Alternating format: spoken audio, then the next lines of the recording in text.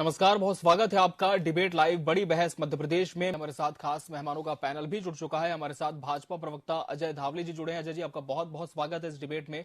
अजय जी, कांग्रेस कह रही है कांग्रेस ने उद्योग लगाए और भाजपा ने जीएसटी लगाया।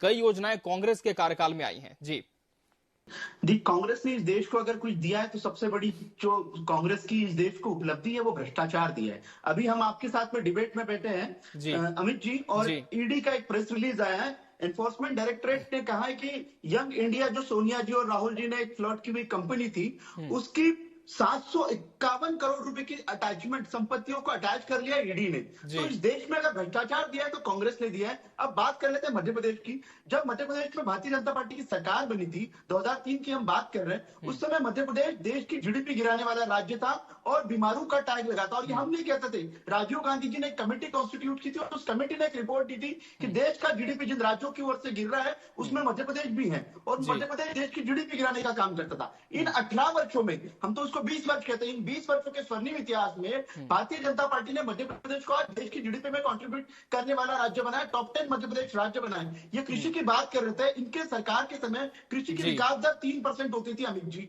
आज कृषि की विकास दर देश में सर्वाधिक, आप आंकड़ा नोट कर लीजिए, देश में सर्वाधिक 18.5% की कृषि विकास दर है। ये उद्योगों की बात कर रहे थे, ये 4 अच्छे उद्योग गिना दे जो इंडस्ट्रियल एरिया में इन्होंने उद्योग लगाए थे। कमलनाथ जी बहुत बड़े उद्योगपति है, खुद के कॉन्स्टिट्यूएंसी में एक हाथ अगर उद्योग लगाया वो बता दे। ये शिक्षा की बात कर रहे थे, मध्य प्रदेश में 5 मेडिकल कॉलेज हुआ करते थे, आज 30 मेडिकल कॉलेज है। मध्य प्रदेश में 7,500 के आसपास पैरामेडिकल और डॉक्टर्स का स्टाफ था, आज 51,000 से अधिक का पैरामेडिकल और डॉक्टर्स का स्टाफ है। मध्य प्रदेश में 7.5 लाख हेक्टेयर की सिंचाई होती थी, आज 47 लाख हेक्टेयर से अधिक की सिंचाई है। और ये किस सरकार ने किया है? ये भारतीय जनता पार्टी की सशक्त नेतृत्व वाली सरकार ने किया है। अमित जी, हमें बड़ा दुख होता है, इन लोगों ने सशक्त विपक्ष की भूमिका नहीं निभाई। ये पूरे आप देखिए 18 साल ये सड़कों से गायब रहे।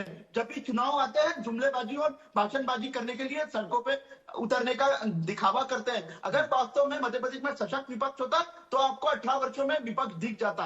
विपक्ष सिर्फ एक काम करता है, विपक्ष वादा खिलाफी और विश्वासघात का काम करता है। 2018 में भी इन्होंने सरकार बनाई थी, विश्वासघात और वादा खिलाफी की सरकार। इनके खुद के 28 विधायक नाराज होकर छोड़ के चले गए।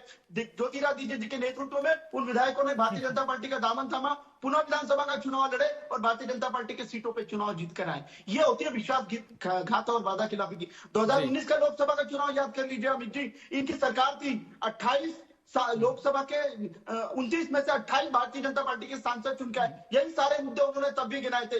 ये होता है विश्वासघात और वादा खिलाफी का सबक। और 2023 में पुनः इन्होंने वही गलती की, मध्य प्रदेश को झूठे वचन दिए। अगर वास्तव में इनके वचनों में भरोसा होता, मध्य प्रदेश की जनता ने इनको मैंडेट दिया होता।